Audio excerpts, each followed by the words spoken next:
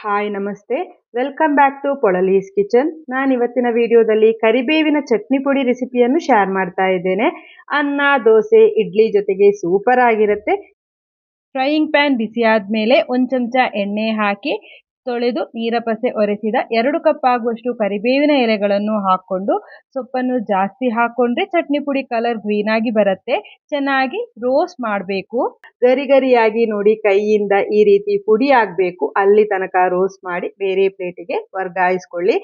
ಖಾರಕ್ಕೆ 25 ಬ್ಯಾಡಿಗೆ ಮೆಣಸನ್ನು ಹಾಕೊಂಡಿದ್ದೇನೆ. ಖಾರಕ್ಕೆ ಅನುಗುಣವಾಗಿ ನೀವು ಒಣಮೆಣಸನ್ನು ಹಾಕಿ ಇದನ್ನು ಸಹ ಗರಿ ಗರಿ ಆಗೋ ತನಕ ಡ್ರೈ ರೋಸ್ಟ್ ಮಾಡಿ ಪ್ಲೇಟಿಗೆ ವರ್ಗಾಯಿಸಿ. ಅದೇ ಫ್ರೈಯಿಂಗ್ ಪ್ಯಾನಿಗೆ 1.5 ಕಪ್ ಆಗುವಷ್ಟು ಉದ್ದಿನ ಬೇಳೆಯನ್ನು ಹಾಕಿ ಇದನ್ನು ಸಹ ಡ್ರೈ ರೋಸ್ಟ್ ಮಾಡಬೇಕು. ಕೆಂಪಗೆ ಆಗ್ತಿರುವಾಗ 1/4 ಕಪ್ ಆಗುವಷ್ಟು ಒಣ ಕೊಬ್ಬರಿಯನ್ನು ಹಾಕಿ ಉದ್ದಿನ ಬೇಳೆ ಪೂರ್ತಿಯಾಗಿ ಕೆಂಪಗೆ ಆಗೋ ತನಕ ರೋಸ್ಟ್ ಮಾಡಬೇಕು.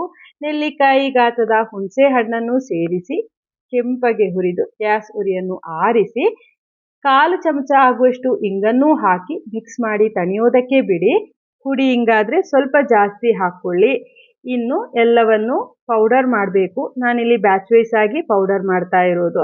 ಒಣ ಮಿಕ್ಸರ್ ಜಾರ್ ತಗೊಂಡು ಮೊದಲಿಗೆ ಹುರಿದಿಟ್ಟಂತಹ ಒಣಮೆಣಸು ಹಾಗೂ ಕರಿಬೇವನ್ನು ಮಿಕ್ಸರ್ ಜಾರಿಗೆ ಹಾಕಿ ಒಂದು ರೌಂಡ್ ಪೌಡರ್ ಮಾಡಿಕೊಂಡು ಅದೇ ಮಿಶ್ರಣಕ್ಕೆ ಕೊಬ್ಬರಿ, ಹುಣಸೆ ಹಣ್ಣು ಹಾಗೂ ರುಚಿಗೆ ತಕ್ಕಷ್ಟು ಉಪ್ಪು ಹಾಕಿ ನುಣ್ಣಗೆ ಪೌಡರ್ ಮಾಡಿ ಬೌಲಿಗೆ ಟ್ರಾನ್ಸ್ಫರ್ ಮಾಡಿ.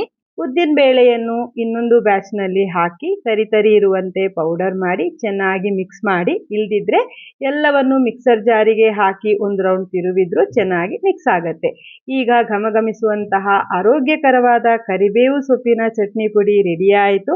ಗಾಳಿಯಾಡದ ಡಬ್ಬದಲ್ಲಿ ಹಾಕಿಟ್ರೆ ತುಂಬಾ ಸಮಯ ಉಪಯೋಗಿಸ್ಬೋದು. ಇಡ್ಲಿ, ದೋಸೆ ಅದಿಲ್ದಿದ್ರೆ ಅನ್ನದೊಂದಿಗೆ ಕಲಸಿ ಊಟ ಮಾಡೋದಕ್ಕೆ ತುಂಬ ರುಚಿಯಾಗಿರುತ್ತೆ.